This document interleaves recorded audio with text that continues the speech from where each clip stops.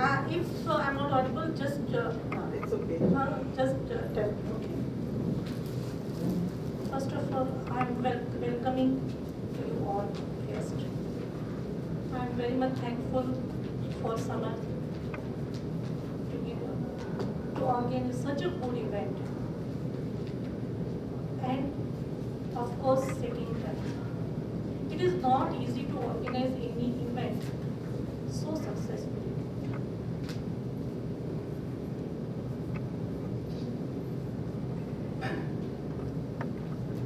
ओम सर्वेषां स्वस्तिर्भवतु, सर्वेषां शान्तिर्भवतु, सर्वेषां पूर्णभवतु, सर्वेषां मङ्गलं भवतु, सर्वे भवन्तु सुखिनः, सर्वे सन्तु निरामयाः, सर्वे भद्राणि पश्यन्तु, मा कश्चित् दुःख पावतु.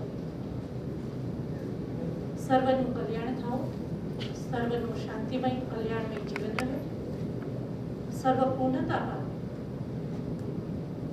સર્વ સુખી થાય, સર્વ નિરોગી રહે, સર્વનું શુભ થાઓ અને કોઈ દુઃખી ના રહે. આ છે આપણી સંસ્કૃતિ, આ છે ભારતીય સંસ્કૃતિ, આ છે ભારતીય ઇમોશન, આ છે ભારતીય લાગણી. અને એને કારણે જ આપણી ઇમ્યુનિટી બધા વિદેશ અથવા યુરોપિયન કન્ટ્રીઝ કરતાં સારી છે, કારણ કે આપણા ઇમોશનમાં જ આપણી ભવ્યતા છે. વાત કરવી છે આજે ઇમોશન અને હેલ્થની. WHO હેલ્થની ડેફિનેશન કેવી રીતે આપી છે? Health is a complete physical, mental and social well-being. Physical, mental and social well-being. That is according to WHO. Physical health આપણને બધાને ખબર છે કે આપણે કેવી રીતે મેનેજ કરીએ. Physical health we can manage by the regular exercise, balanced diet and adequate rest. But what is about the mental health? Mental health includes emotional health, social health and psychological health. I can say that mental health is a hardware and emotional health is a software. If we are having the good emotional health, what is its benefit? First, you can think differently, you can behave differently, you can act differently, and above all, you can have the purposeful life, you can have the meaningful life. So importance of the emotional health is to live a purposeful and meaningful life. પરિસ્થિતિ હંમેશા અલગ અલગ હોય છે, પરંતુ એમાં કરવાનો પ્રતિકાર એ આપણા હાથમાં હોય છે. એ ઇમોશનલ હેલ્થનું બેઝિક છે. How can I say that? I just explain you in a detail. Edison Thomson 67 years એનું આખું રિસર્ચ સેન્ટર બળીને ખાક થઈ ગયું. 67 વર્ષની ઉંમરે એનું રિસર્ચ સેન્ટર બળીને ખાક થઈ જાય છે. થોડી ક્ષણો પછી દુઃખ તો થાય જ, થોડી ક્ષણ પછી એની પ્રતિક્રિયા એવી છે, બળી જવા દો, નવું શરૂ કરીશ. આ જે છે ને દેટ ઇઝ ઇમોશનલ રિએક્શન. આ જે વસ્તુ છે ને એ ઇમ્પોર્ટન્સ છે ઓફ ધ ઇમોશનલ હેલ્થ. બહારની પરિસ્થિતિ એ તમારા હાથમાં નથી, પ્રતિક્રિયા આપવી તમારા હાથમાં છે. That is the emotional management. Man search for the મિનિંગનું એક બહુ જાણીતું વિધાન છે કે તમે કોઈ પણ પાસેથી બધું જ છીનવી શકો, બધું જ છીનવી શકો. એની પાસે જે કંઈ હોય તમે બધું જ લઈ શકો, પરંતુ એની પાસે રહેલી પ્રતિકાર આપવાની શક્તિ માત્ર એની પાસે જ છે. So the importance of emotional management is very very important. શરીર અને મન એકમ પરસ્પર છે. એ આપણે કઈ રીતે કહી શકીએ? અમે તો ડૉક્ટર એટલે અમે એનું પ્રમાણિત કર્યા વગર વિચારીએ નહીં કે આ સાચું છે. હવે એને કેવી રીતે અમે પ્રમાણિત કરીએ છીએ? એક અમુક વર્ગના દર્દીઓ છે જેને દુખાવાની ફરિયાદ છે. એમાં કેન્સરનું દર્દી બી છે, એમાં પેપ્ટિક અલ્સરનું બી દર્દી છે, અને એમાં ઘણા બધા જેને દુખાવાની કમ્પ્લેન છે. એટલે એમાં હું તમને એવું કહી શકું કે બધાની જ ઇન જનરલ દુખાવાની કમ્પ્લેન સાથે એ ડૉક્ટર પાસે જાય છે, અને ડૉક્ટર એને દુખાવાની દવા જ નથી આપતો, અને કોઈક સામાન્ય નિર્દોષ દવા આપે છે. એમાંથી થોડા સમય પછી દર્દીઓ ડૉક્ટર પાસે આવે છે. એમાંથી 30% દર્દીઓ કહે છે કે અમને તો બહુ સારું છે. હવે જો તમને દવા આપી જ નથી દુખાવાની, તો તમને સારું કેમ છે? આ પ્રમાણિત કરે છે કે તમારા મનની સાથે શરીર જોડાયેલું છે. આને અમારી લેંગ્વેજમાં અમે એને પ્લેસિબો થેરાપી કહીએ છીએ. આ પ્લેસિબો થેરાપીથી એ પ્રમાણિત થાય કે તમારા મનના આવેગો, મનની લાગણીઓ એ શરીર પર અસર કરે છે. હવે એ કેવી રીતે કરે છે? એટલે એક લુઈસ નામના એક સાયન્ટિસ્ટે બહુ સરસ વાક્ય કીધું છે, જે કદાચ આપણે સૌએ યાદ રાખવા જેવું છે. If you can change the thinking pattern, you can change the disease pattern. This is very important and subtle sentence.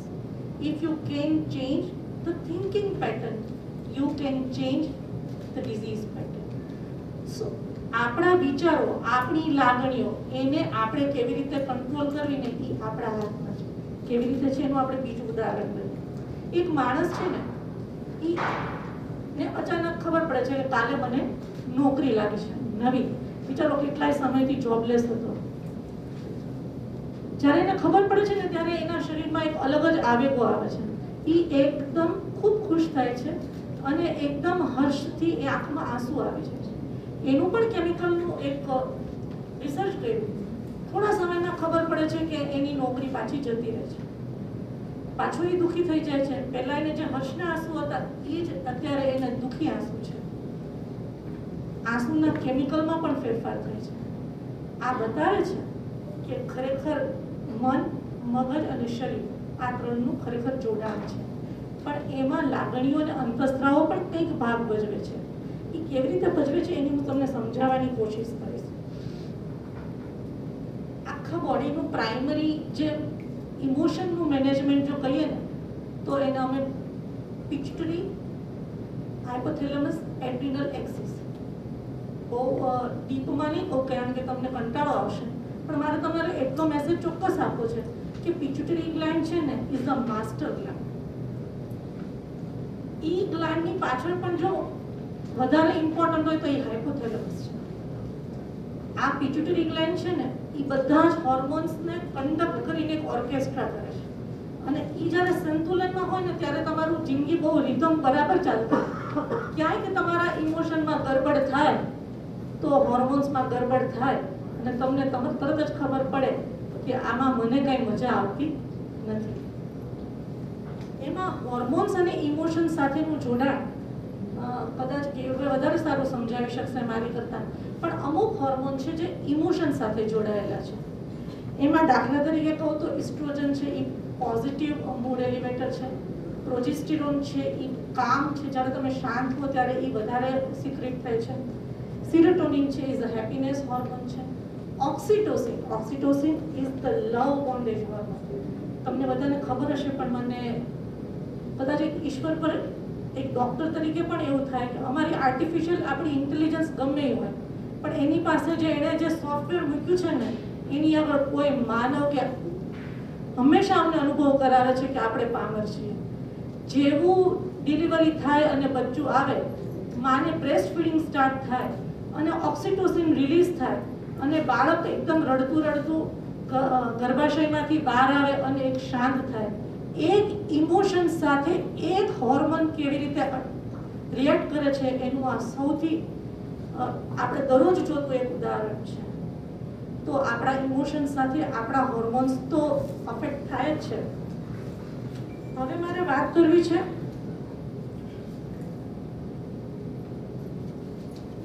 આ જો મેં તમને જે કીધું એ પીએચ એક્સિસ જો બરાબર ચાલતી હોય તો વાંધો નહીં, ઘણીવાર જ્યારે સ્ટ્રેસ વધી જાય ને ત્યારે શું થાય, સ્ટ્રેસ વધી જાય ત્યારે ગ્લુકોકોર્ટિકોઇડ નામનો સ્ટ્રેસ હોર્મોન રિલીઝ થાય અને આ સ્ટ્રેસ હોર્મોન દરેક બોડીના દરેક સિસ્ટમ પર અફેક્ટ કરે. જો એ રેસ્પિરેટરી સિસ્ટમ પર અફેક્ટ કરે તો તમારું બ્રીધિંગ ઇન્ક્રીઝ થઈ જાય, જેને અમે ઘણી વખત હાઇપર વેન્ટિલેશન બ્રીધિંગ કહેતા હોય. એને કોઈ બીજી તકલીફ ન હોય પણ તમારા ઇમોશનની સાથે એનું બ્રીધિંગ છે એ ડિસ્ટર્બ થતું હોય છે. ઘણી વખત એકદમ કોઈ પણ સેડ ન્યૂઝ સાંભળે અને ઘણીવાર હાર્ટ એટેક આવે તો એ ઇમોશન સાથે જ રિલીઝ છે અને એ ગ્લુકોકોર્ટિકોઇડ્સને અફેક્ટ કરે છે. આવી જ રીતે રિપ્રોડક્ટિવ સિસ્ટમ સમટાઈમ્સ કન્ઝ્યુમ કરવામાં પણ તમારા આ બધા હોર્મોન છે એનું ડિસ્ટર્બન્સ છે એનો બહુ અગત્યનો રોલ છે. મેન્સ્ટ્રુઅલ સાયકલમાં પણ આ જ બધા હોર્મોન અને ઇમોશનની તાણાવાણાની જેમ વણાયેલા હોવાથી એ તરત જ અફેક્ટ કરે છે. એટલે મેન્સ્ટ્રુઅલ સાયકલ, કન્સ્યુમેન્ટ એ પણ રિપ્રોડક્ટિવ સાયકલમાં અફેક્ટ 100% કરે છે. હવે મારે એક વાત કરવી છે સાયકોસોમેટિક ડિસઓર્ડર. સાયકોસોમેટિક ડિસઓર્ડર એટલે શું? Psychic means mind, somatic means body. તમારા ઇમોશનને કારણે, તમારા સાયકિક કોઈ ડિસ્ટર્બન્સને કારણે જે બોડીમાં તકલીફ થાય એને સાયકોસોમેટિક ડિસઓર્ડર કહેવાય. It is always influenced by the body mental, emotional breakdown or emotional disturbances. એનું એક તમને સરસ ઉદાહરણ આપું તો ઘણી વખત તમને આવીને પેશન્ટ એમ કહે કે અમને છે ને બહુ જ હેડેક થાય છે, અમને ખૂબ જ દુખાવો થાય છે, સીટી સ્કેન થઈ જાય, MRI થઈ જાય, બ્લડ રિપોર્ટ્સ થઈ જાય, everything is normal. But if you do patients emotional scan તો તમને ખબર પડે કે તકલીફ તો ઇમોશનમાં છે. સો એવરીથિંગ ઇઝ રિલેટેડ વિથ આ બહુ ઇવન ઘણી વખત ડૉક્ટર માટે પણ ઘણીવાર અઘરું છે એ જજ કરવું, કારણ કે અમને તો હંમેશા કોઝ જ ગોતવામાં અમે પડ્યા હોય. અમારા માટે તો સેકન્ડ, થર્ડ ની ફોર્થ આવે કે ઓ આ કાંઈ નથી નથી નથી નથી એટલે આ છે. આ અમારી પણ એક સાયકોલોજી છે, એટલે એ સમજતા પણ અમને એ વાર લાગે. હવે મારે તમને વાત કરવી છે સાયકોસોમેટિક ડિસઓર્ડર પછી emotional resilience. What is emotional resilience? Deepak Chopra ageless body and timeless માઇન્ડમાં એવું લખે છે અને એને સંશોધન થયું છે કે 100 વર્ષની આસપાસ લોકો જે જીવતા હોય છે એનું ફિઝિકલ બોડી સારું છે પણ મેન્ટલ પણ છે. તો જોવા મળે છે કે હા, તો કેવી રીતે જોવા મળે છે? ત્યારે એમને સમજાય છે કે આ લોકોનો જે સ્ટડી કર્યો છે એમાં એ લોકોના સ્ટડીમાં એવું તારણ છે કે એ લોકોનો જીવનનો ઉદ્દેશ અને અભિગમ એવો છે આ ચાલશે, ફાવશે અને ગમશે.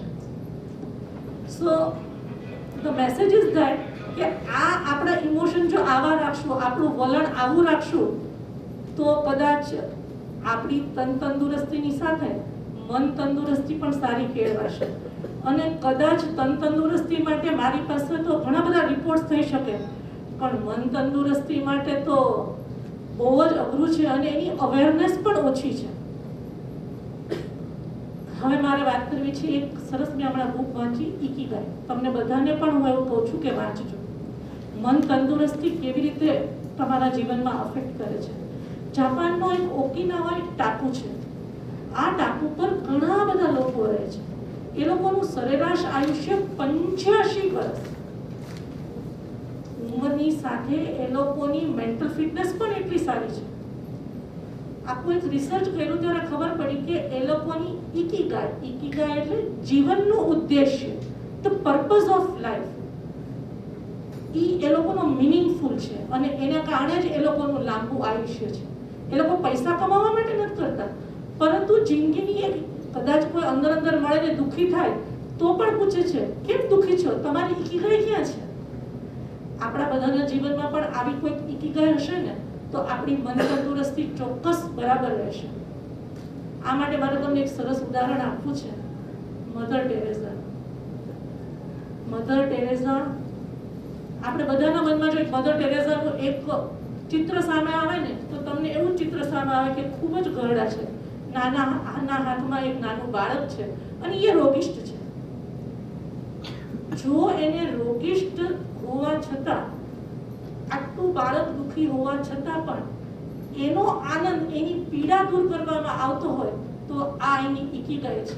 અને કદાચ મધર ટેરેસાને પૂછ્યું હોત ને કે આ તમારી ઇકીગાઈ છે, તો મધર ટેરેસા એટલા સભાનપૂર્વક કે ઇકીગાઈ એટલે શું, કારણ કે જેને ખબર જ નથી કે મારું પર્પસ શું છે ને છતાં પણ હું કોઈ બીજાની પીડા દૂર કરું છું, આવા ઇમોશન સાથે જીવવું ને એ તમારી મન તંદુરસ્તી 100% વધારે છે.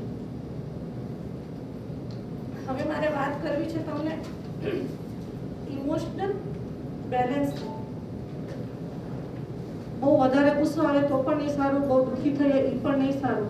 આપણને કૃષ્ણ પરમાત્માએ તો સ્થિતપ્રજ્ઞના લક્ષણોમાં જ જણાવી દીધું છે કે દુઃખે ઉદ્વેગના ચિત્તે સુખોની ઝંખના દે, ગયા રાગ ભય ક્રોધ મુનિ તે સ્થિર બુદ્ધિનો, આસક્ત નહીં જે ક્યાંય મળે ક્યાંય શુભાશુભ, ન કરે હર્ષ કે દ્વેષ તેની પ્રજ્ઞા થઈ સ્થિર. આ ઇમોશનનું બેલેન્સ છે ને એ તમને સ્થિતપ્રજ્ઞતા જિંદગીમાં એક મન તંદુરસ્તી માટેનો એક ખરેખર એક અલગ આયામ છે જે આપણે સૌએ વિકસાવવો રહ્યો. હવે આ ઇમોશનલ બેલેન્સ રહી શકે? હા, રહી શકે. કેવી રીતે? દરરોજ તમે એક્સરસાઇઝ કરો. એક્સરસાઇઝ એટલે આ દોડવા જવાની એક્સરસાઇઝ નથી, બ્રીથિંગ એક્સરસાઇઝ. અને એના માટે તો ડોક્ટર ભરતભાઈ વધારે સારું કહી શકશે. Meditation. If you do a good meditation અથવા daily meditation, your medication will be definitely decreased. Sleep. Adequate sleep is also a healing of your mind. આપણે 2-3 દિવસ એકદમ સરખી ઊંઘ ન આવે તો તમારું બોડી તમને કહેશે કે ના મને કઈ મજા નથી આવતી, પરંતુ આ જ્યારે સૂતી વખતે જ્યારે તમે સૂઓ ત્યારે તમને ઈશ્વર સતત કહેતો હોય છે કે સૂતા પહેલા બધાના દ્વેષ ને છોડી બધાને માફ કરી દે. તું જ્યારે ઉઠીશ ત્યારે હું તને માફ કરી દઈશ, હું તને ઉઠાડી શકીશ, પણ જાગવાનું તો તારે છે. એ આપણે જાગતા રહેવું ને એ પણ આપણી એક મેન્ટલ ફિટનેસ છે.